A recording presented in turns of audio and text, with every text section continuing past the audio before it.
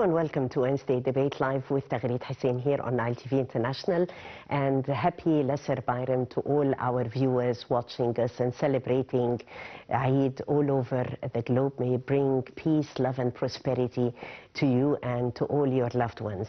Well, tonight we'll be exploring the different faces of soft power in an increasingly interconnected world. The ability of nations to shape perceptions, to influence minds and further foster cultural exchange and affinity has become just as powerful as political or economic strength.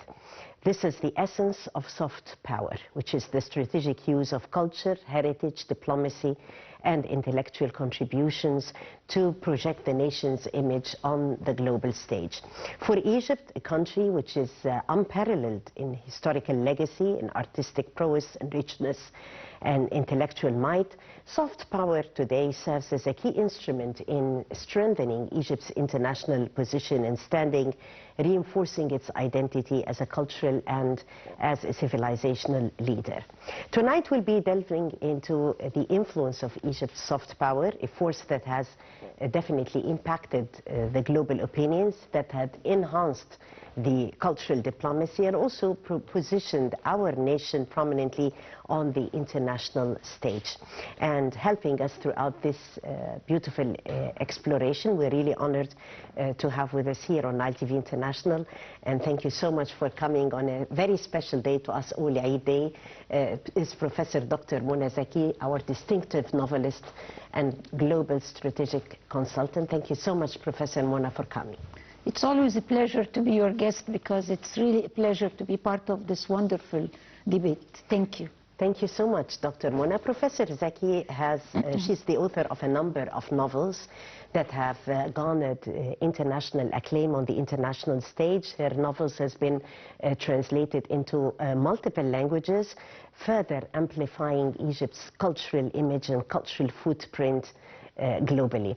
We'll first check this coming report that is shedding light on Egypt's soft power and its significance on the different levels, and we'll be back. Egypt's rich history and vibrant culture have long positioned it as a formidable force in the realm of soft power. By leveraging its cultural assets, Egypt not only enhances its global image, but also fosters international relations, promotes tourism, and contributes to global cultural understanding. For Egypt, soft power is a strategic tool that showcases its historical depth, artistic achievements, and intellectual contributions, thereby strengthening its global standing and fostering mutual respect among nations. Egypt employs various instruments to project its soft power and cultural diplomacy. A cornerstone of Egypt's soft power is the Grand Egyptian Museum, which is poised to be the world's largest archaeological museum dedicated to a single civilization. The Grand Egyptian Museum is one of Egypt's soft power assets, hosting international exhibitions and collaborations, fostering cross-cultural understanding, attracting global visitors, and thereby enhancing Egypt's international profile and economic standing. Egyptian literature has significantly contributed to the nation's soft power. Authors such as Naguib Mahfouz, the first Arab writer to receive the Nobel Prize in Literature, have introduced global audiences to the complexities of the Egyptian society and culture. Contemporary writers are also among Egypt's soft power tools. They continue their tradition, exploring themes that resonate universally while rooted in the Egyptian experience. Their works serve as cultural bridges, fostering a deeper understanding of Egypt's social fabric and intellectual landscape. Egyptian writers, through their storytelling, offer insights into Egyptian society, history, and values, captivating international audiences and fostering an understanding of the nation. This literary export enhances Egypt's cultural prestige and soft power. The media serves as a significant instrument of soft power, shaping international perceptions through the state television and digital platforms. By producing content that resonates national achievements globally, Egypt can project its cultural values and societal dynamics, fostering understanding across borders. Egypt's strategic use of soft power through its cultural heritage, institutions like the Grand Egyptian Museums, literary contributions, and media presence plays a pivotal role in marketing the nation globally. By continuing to invest in and promote these assets, Egypt can strengthen its international influence and achieve both national and global objectives.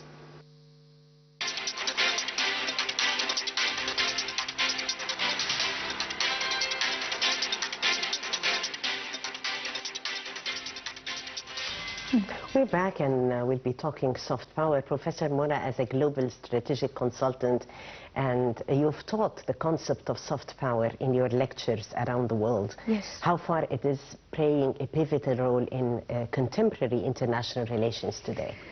Soft power is such an important strategy that should be used worldwide to spread tolerance among nations. Because once we have tolerance, we have peace. So, and we need to make a very big difference, and we need to educate people the difference between soft power and hard power.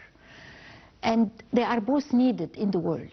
Hard power, which is the military strength, which is the protection of borders, and sometimes it is used to reinforce power and strength to make a point that you have your stability and security in your own country. But at the same time, soft power is a great strategy to support and to give boost to tolerance, to give boost to acceptance, accepting the other, and being exposed to the world without trying to invade the world. And this comes through many instruments, and culture, of course, and art and culture is very important. You have it through sports, you have it with education, through education, exchange of programs, we have it in diplomacy, public diplomacy, all the fields that lead the heart to move on and to influence the behavior in a positive way. And both of them are very much needed to secure stability of the country, because you can secure the borders, but you can have problems internally. And that's the power of soft power. You can secure internally, but have the borders insecure. So you need the hard power. So they have to be working together with one vision. And this is where strategic thinking comes. To build a vision that makes sure that it's for the pro and for the development of this country, and working together, soft and hard power together, to achieve this vision. They have to work together and not separately. Yes, definitely. And I guess that from your own point of view as a strategist, delving and knowing more about the human nature, knowing more and studying also international relations has helped a lot, actually, in making this sense of, let me say, intertwined tools in the theme of cultural diplomacy in order to approach the other. And this has been quite evident, actually, in your novels, that has been like a tool of cultural diplomacy. Tell us more about literature, Professor Mona, and its role in this sense of international engagement, let me say. As a novelist myself, coming from a background of strategic thinking, all my novels have a mission and a vision. Because I'm writing not because I want to have fun. The novels, if they don't have a mission, if they don't have a depth when you read them, they are useless. Because it will be like a magazine. So the novels, you build the story. You build the novel, you build the personalities, the characters. And each character has a mission to achieve. each character has a message to say. And through my characters in my novels, they all produce a segment in the society that says something meaningful. They want to present a personality, but at the same time, you finish the novel with many lessons learned and with many messages acquired, and which makes me feel so happy, because all those who read my novels, thank God, they feel there is a difference. They feel, oh, before and after, they feel there is something talk to their heart, and that's the core of soft power. The power that talks to the heart, that influences the behavior, that makes a person a better person. And back to your question about internationally, and now the channels are all open. I write in Arabic. My Arabic is very strong, but it's not enough. So the only way to achieve and to reach the other and to expose your culture and to expose your ideas and your messages and your mission and all what you need to say internationally is to translate those novels. So the only way was to translate the novels to the international world. So we started by French language, because this is my second language after Arabic immediately, although of course the English is also strong, but I relate more to the French language because I got very influenced by the French literature as well, but and then English and Spanish. So the main thing here is to expose your own society, which you're proud of, your own country, like we were talking about the Grand Museum of Egypt and the Egyptian civilization and the Egyptian modern history as well, not just the Pharaoh's time, but we live now in a turning point. Egypt now is proving to the world that Egypt can change history. Today, Egypt is changing history through soft power and hard power. Yeah. So there is so many messages we need to deliver to the world, and through Nile TV International, for example, this is a great voice to deliver those messages through translated literature, through drama translated, or at least subtitles in our successful drama presentations. So I believe that talking to the other, their languages, helps a lot to reaching him. Yes, definitely. Talking to the other, their language, helps a lot in reaching them and transcending barriers. Translation is definitely playing a pivotal role in that respect. That's why Dr. Mona's novels has been translated into different languages, as she said. Her latest tours were France, also in Hungary, and more. Let us watch excerpts of her tour as an ambassador of the Egyptian culture and Egyptian literature to the world. And we'll be back. Ce sont des femmes remarquables réunies ici aujourd'hui, non seulement pour célébrer la Journée internationale des femmes, mais aussi pour proclamer une vérité que l'histoire a souvent oubliée. Les femmes sont le fondement des civilisations.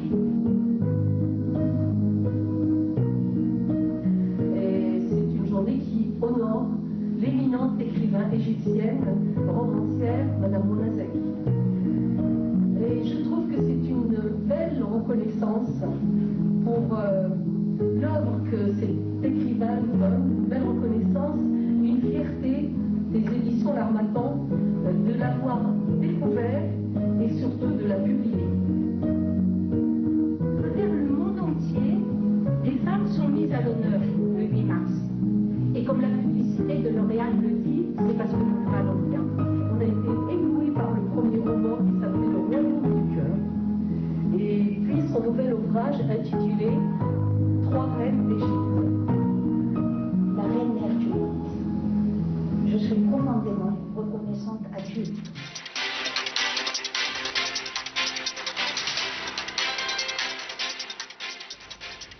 So, as they say in French, bravo, Professor Mona.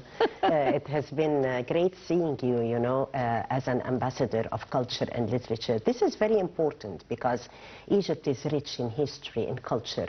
in soft power, in intellectuals and in thinkers who can definitely transcend barriers through their work and through their shaping narratives and working on this sense of resonance. You have worked on, in order to transmit, as you've started your speech by saying that behind every novel there are messages, and Yes. those messages would be transcending beyond barriers to the whole world. So as a global strategist, you have studied complex geopolitical and economic landscapes. However, in your novels and in your literature, you did delve more into the human emotions, into this sense of romantic storytelling. Tell me, how did you reconcile both? And how did your learning of such complex geopolitical and economic landscape help you in writing? You see, this is a very, very special question. And it's really a very, very intelligent, very smart question. Thank you so much. Yes, that's the privilege of being a novelist. You see, because the simplest definition of drama, the simplest definition, I always say, it's an exaggeration of reality. This is drama, exaggeration of reality. This is what I do in my novels. And many situations in the novels happen to me, but I add a lot of, as we say, salt and pepper. I change the characters, but sometimes the situations are really real. So with my experience, I have written 20 novels, and every novel takes so much time. For example, Three Queens from Egypt, which is doing very well, and it's really bestseller in different countries, took me 20 years. I started writing it when I was only 40. So Kingdom of the Heart, which it's doing very well, by the way, internationally as well, because it got translated by Harmattan in France. It took me around 5 years. Dif Sakia, which is the latest one that I just published in the book fair last January, I really, it talks about a lawyer, and my grandfather was a very famous lawyer, so I put a lot of real stuff that happened in my life, mixed with fantasy, of course, because it's, you know, you invent, you add other experiences, you know, of other people. You add what you learned all those years of life, of professionalism, of personal life, of personal lives of others, of professional lives, of exposure in the world. Because most of my novels, by the way, have a lot of traveling. Yeah. For the latest one is in Jerusalem and Jordan, and I was there. I had a very nice trip there, 2022, October 2022, 1 year before this disaster that happened, and I put a lot of what happened, what I saw there in my novel. In Three Queens from Egypt, it tours France, of course, Russia, and other countries. In Kingdom of the Heart, it's in Egypt and France. And next, my coming novel, it will be in different countries as well, in Hungary and in different countries. So the exposure is very important for the author. The inspiration is very important, mixed with his own experience and professionalism. So, and this builds the characters with a strategic vision that you want to achieve a purpose. What you want to achieve is to create a better person after reading those novels. And this is, I believe, until now, people, from the feedback I got internationally, people are very touched by the novels. Very, very touched. Yes, they were also touched by the patriotic sense that they see also in the novels, the way that you were keen in portraying Egypt. And Egypt, our beloved country. We all love. That's the first page. Love this country. First page of Yes. my novels. They always talk about, even in Kingdom of the Heart, the first page was تحيا جمهورية مصر العربية. Yeah, and portraying also عزيمات مصر. And three queens from Egypt, those three queens, these little girls who they wanted to live the life of three queens, they were lost in Luxor temple. So, you know, and in Dif Sakia, it's the same as well. You know, Egypt is in us. Egypt is in our DNA. And I'm very proud to be Egyptian and to be an Egyptian writer recognized internationally. But au fond, deep myself, this is Egypt. You represent Egypt, you know, and the stories take place in Egypt, and the characters are mainly Egyptians. And this is the whole point here, honestly. When you translate, you expose your culture, your own characters, the Egyptian women, your own identity, the Egyptian women, the Egyptian men, the Egyptian society internationally, so that people should know that Egypt is a great country. Egypt has great people. Egypt has people who defend the truth, has people who want love, who want peace, who want security, who want fairness, who promote tolerance, who love their own country and die for this country. Yes, sacrifice was very high, especially for those mothers whom you have portrayed in your novels, who love their country and sacrifice their sons for the sake of the security and of this country. educate their sons to sacrifice themselves. You know, that's the whole point of motherhood in this country. Yes. Education, education, education, which is a pivotal instrument of soft power. Yes, we have, of course, a hitting headline, a smashing headline, which is GEM, and we are anticipating the inauguration of GEM, which is considered to be Egypt's gift to the whole world. So whenever we meet or call our friends around the world, they are always asking about GEM and how they can be here and how can they share in the inauguration, how they can visit, what about the news. This is how it always goes. So this is another dimension of soft power and cultural diplomacy, Professor Mona. How is GEM and such beautiful events and festivals happening in Egypt contribute to marketing our image and our identity abroad? I think they already started the marketing, and the campaigns are very intensive, and everybody is keen to come, if not to the opening ceremony. But I have lots of friends from all over the world already came and went and visited the museum, because it's the biggest museum that promotes one period, the Egyptian civilization. And this is fascinating and inspiring to the whole world. Egypt, as you were just in the documentary you were showing, Egypt is Egypt. It's the mother of the world. In my speech in Paris as a guest speaker for the Women's International Day, I said, you have to bear with me. I'm proud to be Egyptian woman, and you have to know the history of Egypt from this point of view.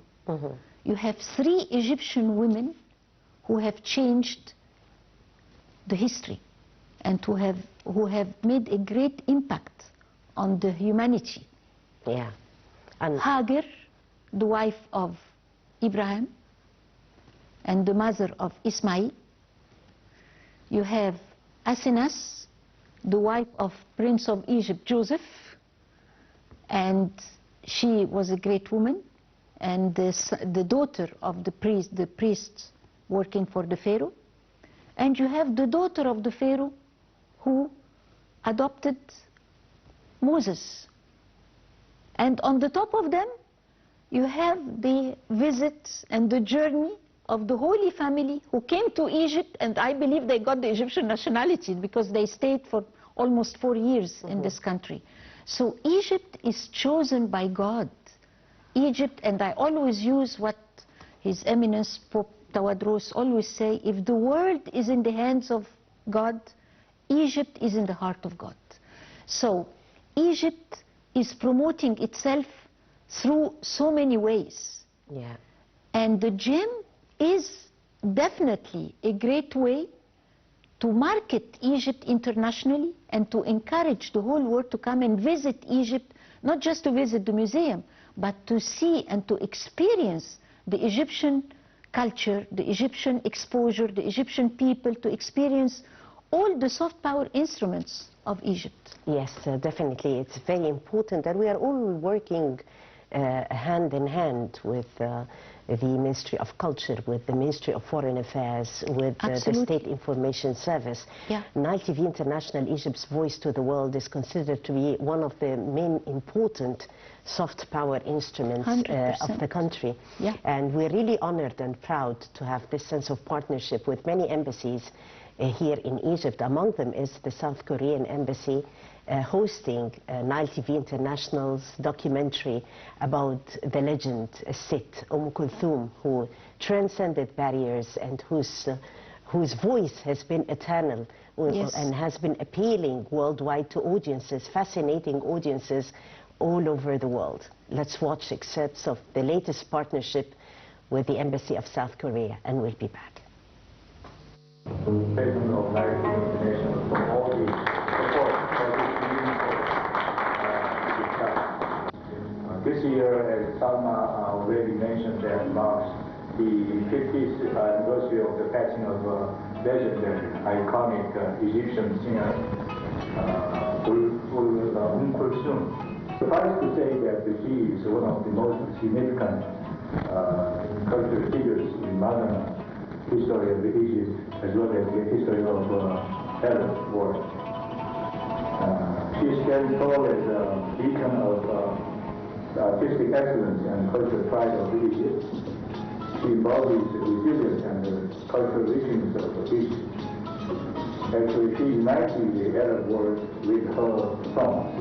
Kulthum, a legendary star of the East, remains an unparalleled icon in the history of Arabic music.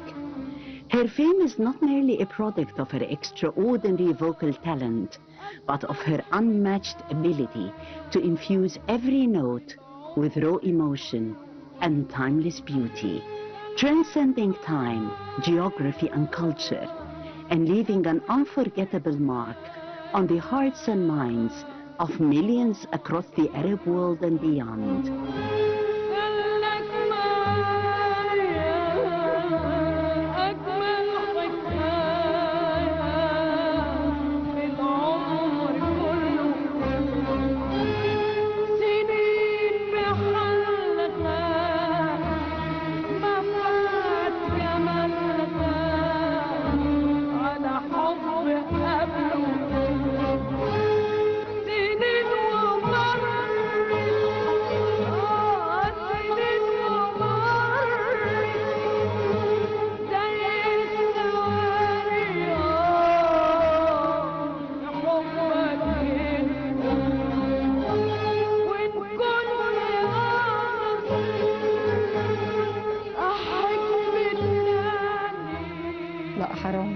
Well, Sit and her lovely emotions and her lovely power. Let's say she's the best icon regarding soft power, isn't she? Look, Kulthum is the queen of love. She is. And she is in our DNA.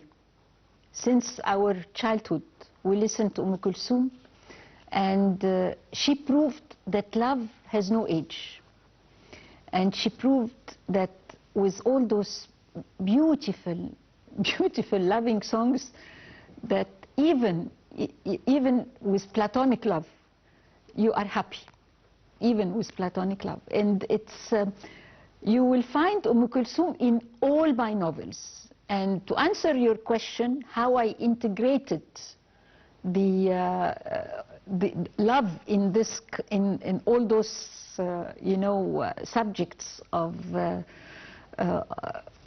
apparent in my novels through the songs of Kulthum, through the love scenes of with listening to Kulthum. Kulthum is a legend, I totally agree. And when I was in Paris, the one who came with me, who joined me in the trip, was the very famous producer, Dr. Medhat Al-Adl, because he is now working on a huge production about Kulthum, and he wants to do it in Paris, of the theater of the Olympia, where she sang in the 60s there. Yes. So we were there, and he was impressed by how loved she is by the French, and I'm very optimistic about that. And at the same time, he announced that it's Three Queens from Egypt will be a TV series for next year.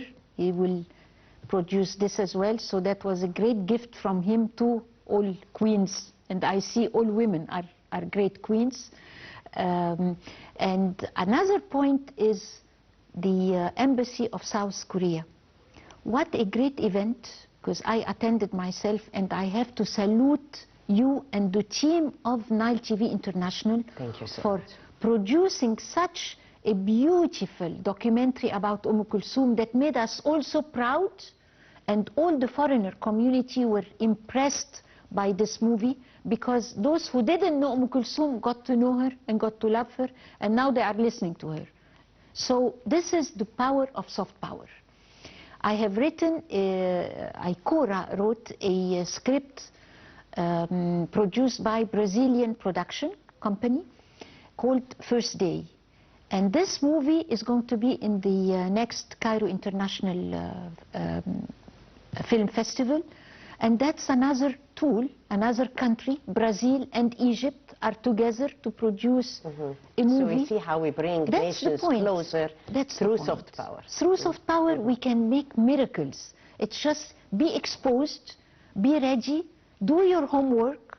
We have to study, we have to make our research, we have to work hard, but at the end of the day, we really achieve what we deserve.